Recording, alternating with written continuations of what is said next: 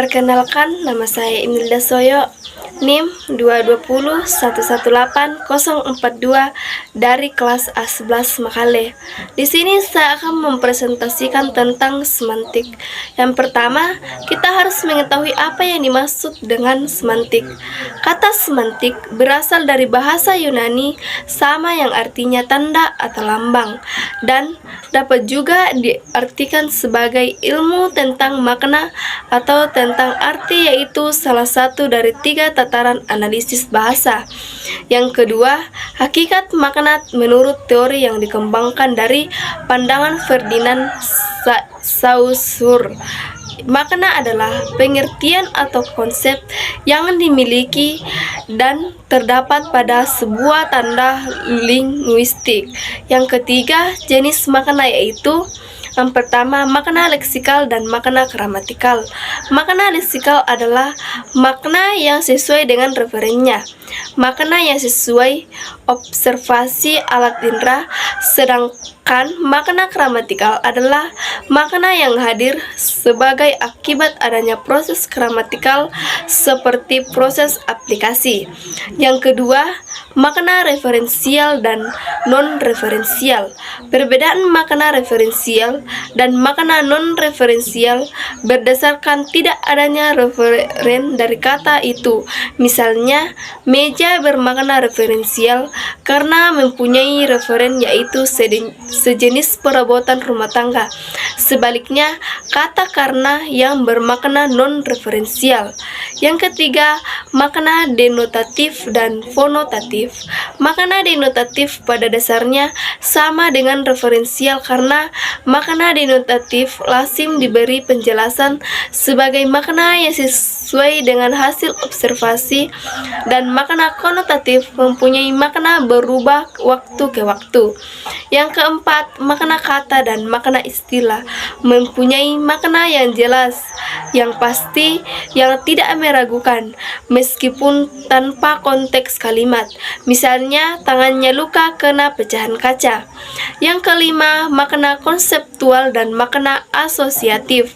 Makna konseptual adalah yang dimiliki oleh sebuah leksem terlepas dari konteks atau asosiasi apapun, sedangkan makna asosiatif adalah makna yang mempunyai hubungan kata dengan sesuatu yang berada di luar bahasa.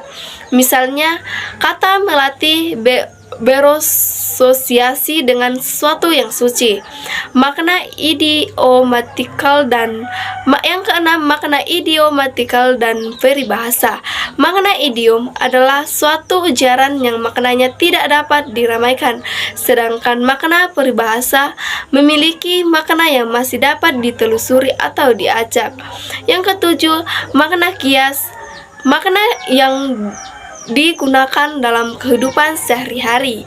Relasi makna yaitu yang pertama, sinonim, sesuatu ungkapan yang maknanya kurang lebih satu dengan makna ungkapan lain.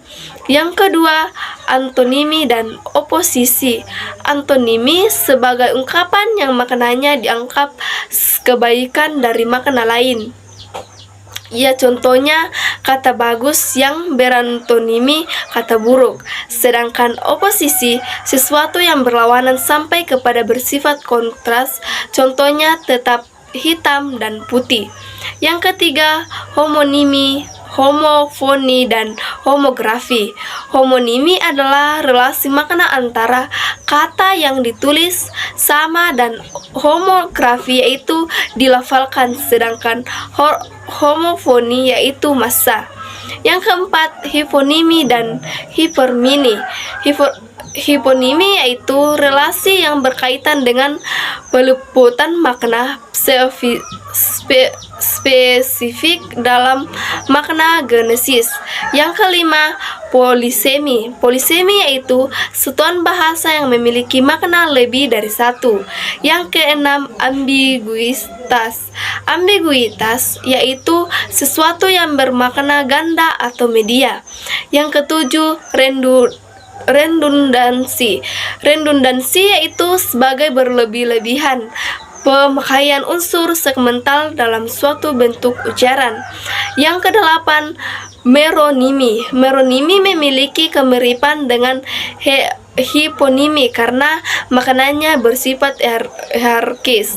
Yang kesembilan, makna asosiatif. Makna asosiatif yaitu sesuatu yang muncul dalam benak seseorang jika mendengar kata tertentu. Yang kesepuluh, makna efektif. Makna efektif berkaitan dengan perasaan seseorang jika mendengar atau membaca. Yang ke-11, makna etimologis. Makna etimologis berkaitan dengan asal-usul kata. Itulah hasil presentasi dari saya. Terima kasih.